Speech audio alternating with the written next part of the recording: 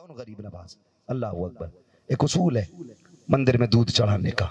बच्ची कहने लगी, पंडित जी की बेटी थी, कहने लगी अब्बा इजाजत दें, आज हम दूध लेके जाएंगे।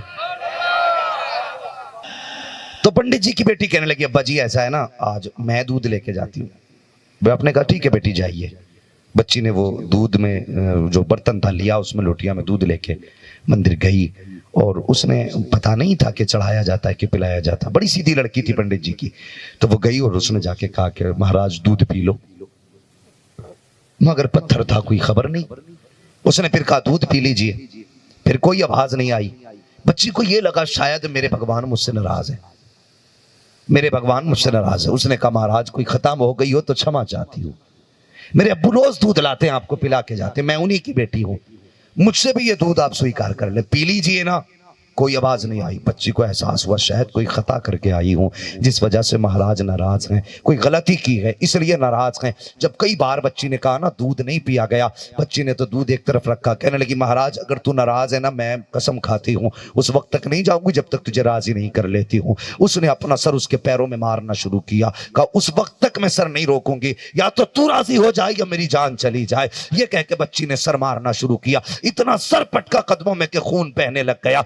अचानक पीछे से सरकार गरीब नवाज का गुजर हो जाता है। आपने बच्ची को सर मारते हुए देखा, आए बच्ची के सर के नीचे हथेली लगाई, बच्ची ने नरम चीज महसूस की, सर उठा के देखा, सामने अजमेर वाला गरीब नवाज था। कहा बाबा क्या बात है? आप फरमाते हैं बेटी बता तो सकी क्या मामला है, अपने आप को मुसीबत में क्यों डाल रही है? बच्ची ने कहा सुनिए जी बाबा वो आपका धर्म है, ये हमारा धर्म है, हमें हमारा काम करने दे, आप अपना काम करें। आप कहते हैं बेटी बताना, हो सकता है मैं तेरे किसी काम आ जाऊं। बच्ची ने कहा अच्छा बाबा तो सुनिए, मेरे बाप रोज दूध लेके आते हैं, इन पे चढ़ा के जाते हैं, लेकिन आज मैं दूध लेके आई हूं तो ये पीने तैयार नहीं है। मैंने कसम खाई है जब तक ये दूध पिएंगे नहीं तब तक मैं जाऊंगी नहीं। सुनो प्यारे, ये भी हो सकता था गरीब नवाज ये कहते थे और बेटी से पिलाया नहीं जाता चढ़ाया जाता है, लेकिन ये नहीं कहा कि ऊपर डालते चली जा, कदमों पे भगाते चली जा। फरमाते अच्छा कब तक नहीं जाएगी? कहा जब तक पिला नहीं दूंगी तब तक नहीं जाऊंगी। मैंने कसम खाई है,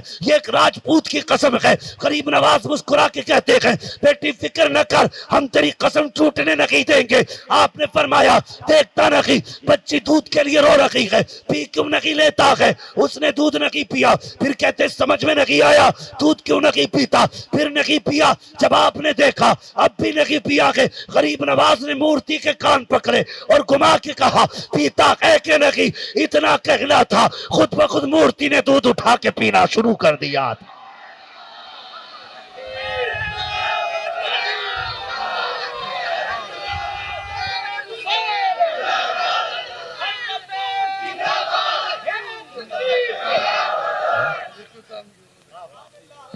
तवज्जो है? अल्लाह अकबर। जैसी कान बैठा ना, पीना शुरू कर दिया।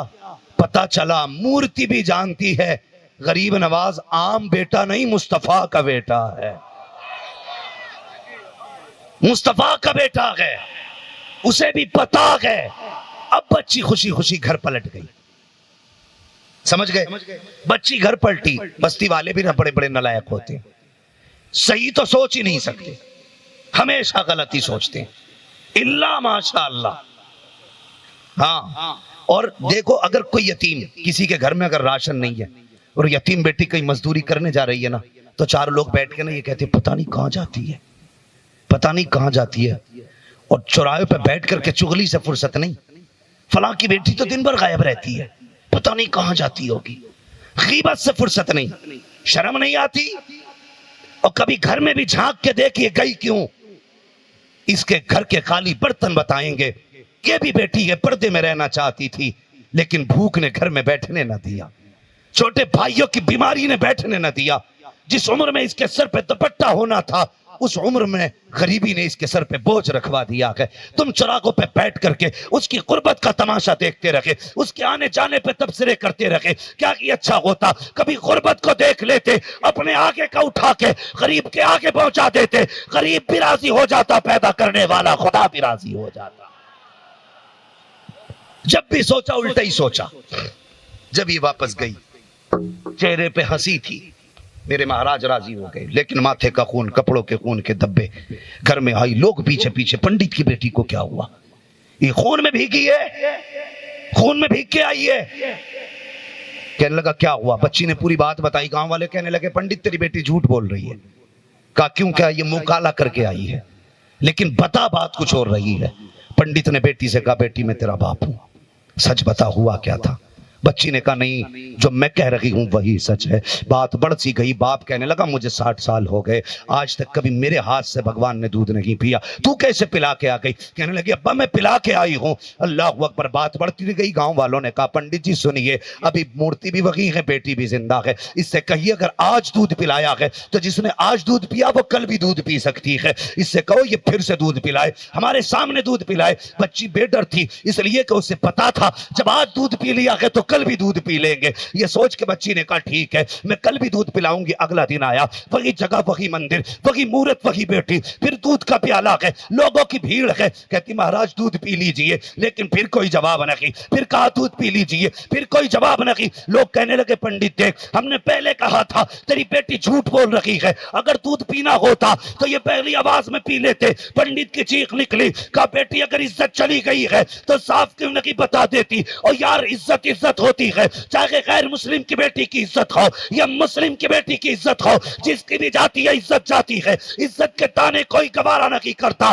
जब बस्ती वालों ने कहा था पंडित तेरी बेटी की इज्जत जा चुकी है, इसने झूठ बोला है, बच्ची की आंख में आंसू आई, रो के आगे बढ़ी, कहने लगी महाराज दूध पीते हो या कल वाले बाबा को बुलाना पड़ेगा? इतना कहना था, फिर से दूध पीना शुरू कर दिया। लोगों ने मंदिर छोड़ा, मूर्त छोड़ी, कहा बेटी ये बता ये कल वाला कौन है, हमें भी उसके पास लेके चल। बच्ची लेके उधर गई जिधर गरीब नवाज गए थे। क्या देखती है? वही बुजुर्ग दरख्त के नीचे है, वही महफिल, वही भीड़ है। जाके सब कदमों पे गिर जाते हैं। कहा आप महाराज हो? आपने कहा नहीं मैं खुदा नहीं हूं, अगर इबादत करनी है तो उसकी करो जिसने मोइनुद्दीन अजमेरी को पैदा किया है।